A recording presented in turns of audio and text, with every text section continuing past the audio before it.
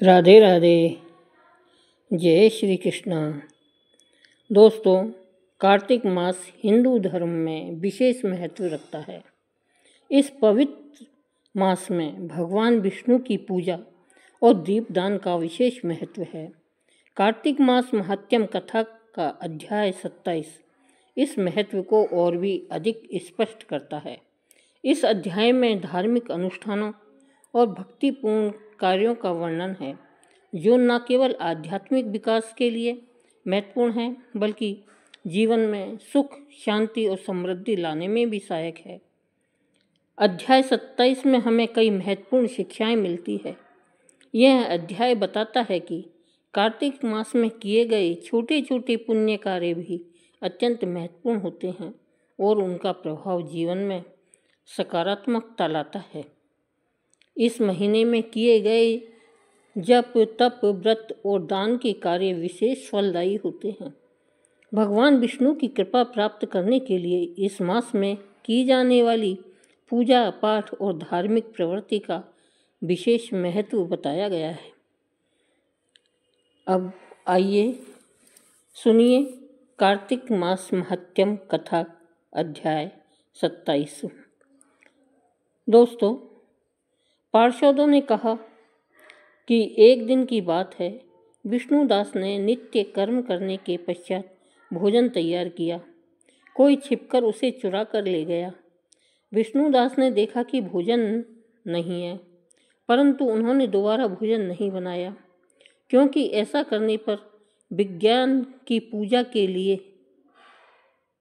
उन्हें अवकाश नहीं मिलता।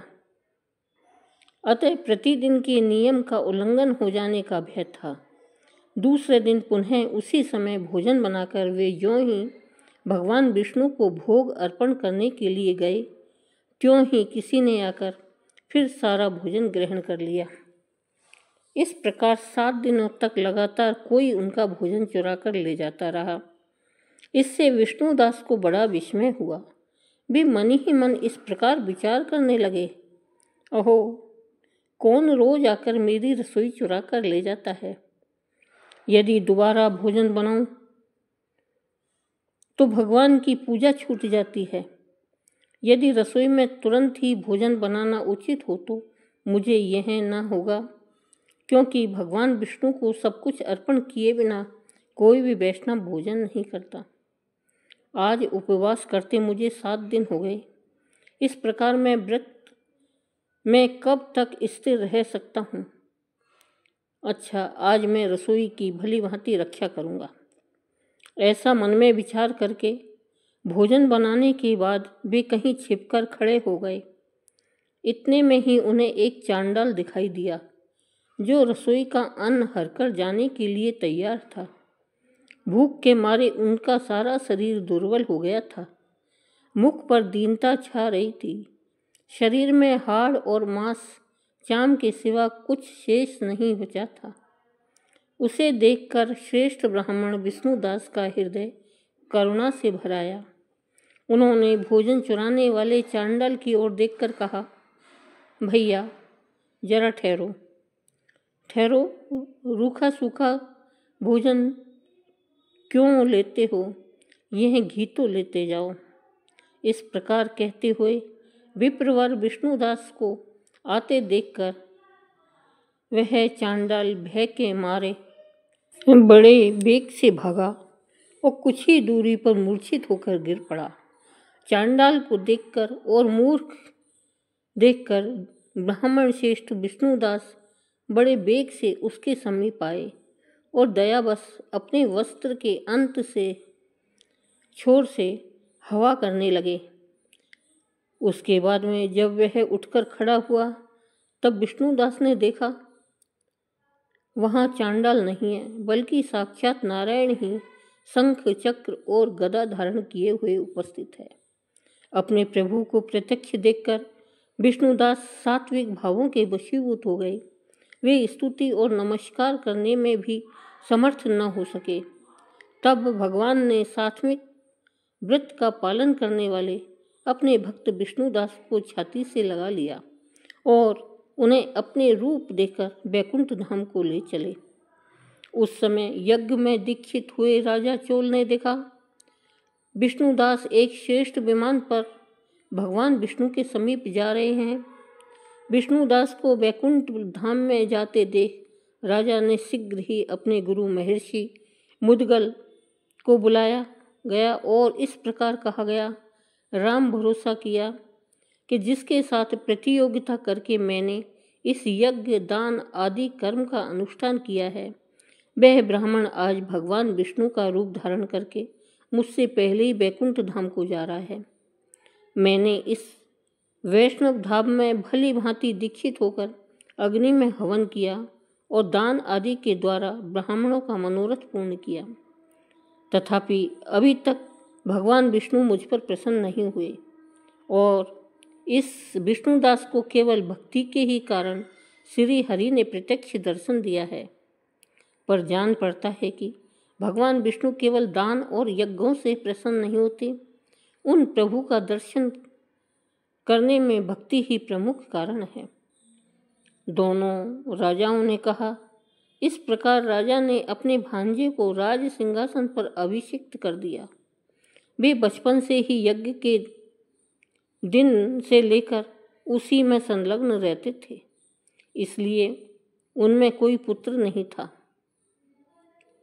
यही कारण है कि उस देश में अब तक भांजे को ही राज्य का उत्तराधिकारी होते हैं। भांजे को राज्य देकर राजा यज्ञशाल में गए और यज्ञ कुंड के सामने खड़े होकर भगवान विष्णु को संबोधित करते हुए 3 बार उच्च स्वर से निम्नलिखित वचन बोले, भगवान विष्णु, आप मुझे मन, वाणी और शरीर और क्रिया द्वारा होने वाली अविचल भक्ति प्रदान कीजिए। इस प्रकार वे सबके देखते देखते अग्निकुंड में कूद पड़े। बस उसी क्षण भक्त वत्सल भगवान विष्णु अग्निकुंड में प्रकट हो गए और उन्होंने राजा को छाती से लगाकर एक श्रेष्ठ विमान में बैठाया और अपने साथ वैकुंठ धाम को प्रस्थान किया। नारद जी बोले, हे राजन, जो विष्णुदास थे वे तो पुण्यशील नाम से प्रसिद्ध भगवान की मुखिया हुए और जो राजा चोल थे उनका नाम सुशील हुआ। इन दोनों को ही अपने समान रूप में भगवान लक्ष्मीपति ने अपना द्वारपाल बना लिया। अध्याय 27 का समापन। बोलो विष्णुदेव भगवान की जय। अध्याय 27 का समापन हमें यह सिखाता है कि कार्तिक मास का प्रत्येक क्षण सार्थक है। इस मास में श्रद्धा और भक्ति के साथ किए गए कार्य हमारे जीवन को सुखमय बनाते हैं। अध्याय 27 के माध्यम से हमें यह भी ज्ञात होता है कि भगवान की भक्ति और धार्मिक प्रवृत्ति का पालन न केवल हमारी व्यक्तिगत जीवन में शांति और समृद्धि लाता है, बल्कि समस्त समाज के लिए भी लाभकारी होता है। कार्तिक मास का महत्व केवल धार्मिक ही नहीं, बल्कि सामाजिक और सांस्कृतिक दृष्टिकोण से भी अत्यंत ही महत्वपूर्ण है। इस प्रकार कार्तिक मास महात्म्य कथा के अध्याय 27 के माध्यम से हम जीवन में आध्यात्मिक और धार्मिकता के महत्व को समझ सकते हैं। यह अध्याय हमें प्रेरित करता है कि हम अपने जीवन में पुण्य कार्य और धर्म के मार्ग पर चलें और भगवान की कृपा प्राप्त करें। कार्तिक मास का पालन करके हम अपने जीवन को न केवल आध्यात्मिक दृष्टि से समृद्ध बना सकते हैं, बल्कि जीवन के सभी क्षेत्रों में सकारात्मकता और सफलता प्राप्त कर सकते हैं। बोलो विष्णुदेव भगवान की जय। दोस्तों, ये कथा आपको कैसी लगी कमेंट करके बताएं, और कथा अच्छी लगी हो तो चैनल को सब्सक्राइब करें, कथा को लाइक करें। धन्यवाद।